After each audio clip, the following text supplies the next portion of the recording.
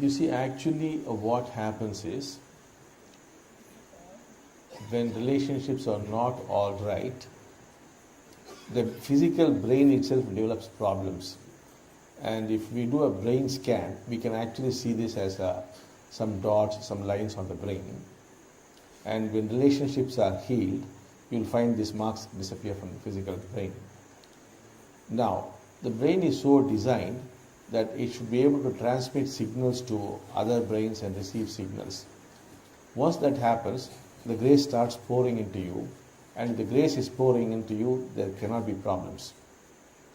Now, what happens is, the relationship is not all right, the grace is not able to help you. So the moment you set right this relationship, you will find actually the brain changing physically and the grace starts pouring in. So without grace, what could you do? For all your problems, not only are these relationships creating problems, they're also preventing you from receiving grace. For example, you can actually experiment and see if you have a very bad relationship with your father and you hurt him very badly, sooner or later you would develop financial problems. Try as you might, it is very difficult to get over these problems. But just somehow seek your father's forgiveness, you will find that sometimes in 15 days the problem will start disappearing if it is really done.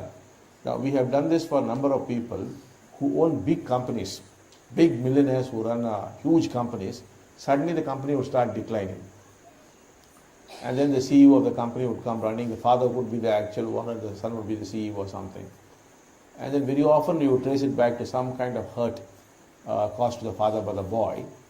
And then when the boy is convinced and he goes back and does a father puja, some seva or apologizes and helps out his father, the company again picks up. So whatever is being spoken to you is based on solid evidence.